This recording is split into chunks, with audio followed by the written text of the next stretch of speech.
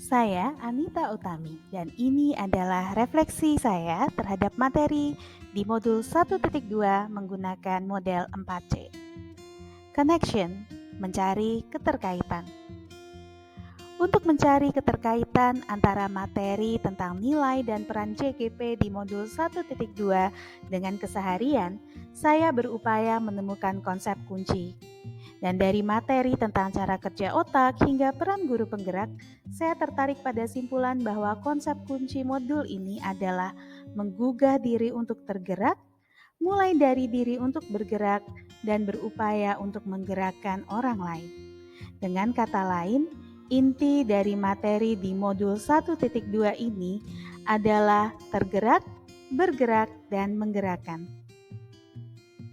Pesan untuk tergerak, bergerak, dan menggerakkan ini tentu saja berkaitan erat dengan peran saya sebagai CGP. Praktik refleksi yang dibudayakan dalam program pendidikan guru penggerak ini membuat saya dapat melihat keterkaitan nilai-nilai guru penggerak ini dalam keseharian saya.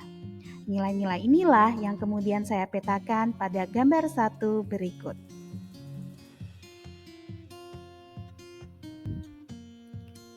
Bercermin pada praktik keseharian saya, nilai-nilai ini sudah mulai muncul. Nilai kemandirian misalnya muncul pada upaya saya untuk terus belajar. Bagi saya, pelajaran dapat berasal dari berbagai sumber. Namun, ada 3 jalur yang biasa saya tempuh, yaitu mengikuti berbagai pelatihan, membaca berbagai referensi, dan meningkatkan kualifikasi akademik. Selain mandiri, nilai reflektif juga mulai tampak dalam keseharian saya. Saya biasa mencatat apa yang saya alami di kelas untuk kemudian saya lihat kembali. Seringkali makna pengalaman baru muncul ketika saya melihat kembali makna dari pengalaman. Saat disandingkan dengan kebiasaan mandiri, refleksi ini berbuah pada inovasi. Sebagai contoh, di akhir masa pandemi lalu, saya mencatat pengalaman pembelajaran saya dan menemukan bahwa tingkat kedisiplinan peserta didik menurun. Saya kemudian memaknai pengalaman ini dan menyandingkannya dengan berbagai referensi mengenai penerapan kecerdasan buatan yang saya pelajari secara mandiri. Akhirnya, saya menggunakan referensi ini untuk menjawab permasalahan di kelas dan menuangkannya dalam bentuk penelitian tindakan kelas.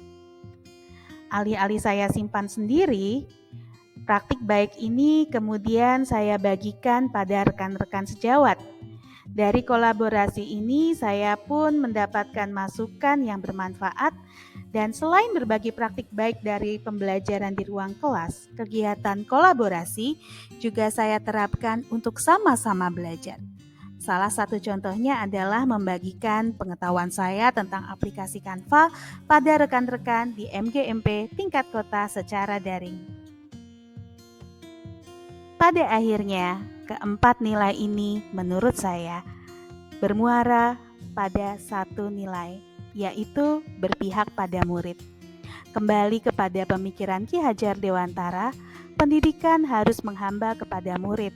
Sudah selaiknya kita menggeser fokus pendidikan dari penyelesaian materi menuju pada menciptakan lingkungan belajar yang berkualitas sesuai dengan karakteristik dan kebutuhan murid. Aksi nyata yang sudah pernah saya coba lakukan adalah dengan menerapkan diferensiasi produk pada pembelajaran. Alih-alih meminta murid untuk mengumpulkan tugas secara tertulis, saya membebaskan mereka untuk mengumpulkan tugas dalam bentuk video, komik, ataupun foto bercerita. Hal ini saya lakukan untuk menyelaraskan pembelajaran dengan gaya belajar murid yang beragam.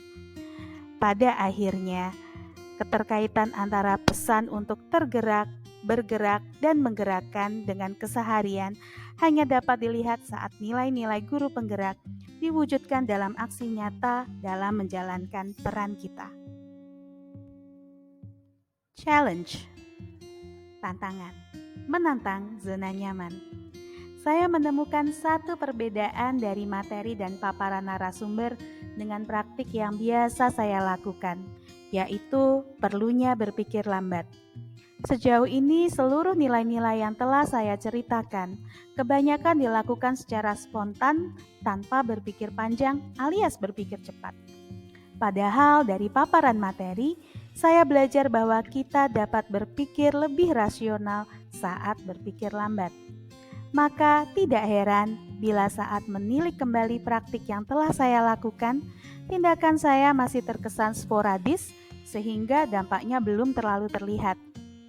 Materi dalam bab ini menantang saya untuk keluar dari zona nyaman dengan berpikir lebih lambat namun rasional sehingga dapat menghasilkan dampak yang lebih besar. Konsep, memperkuat konsep.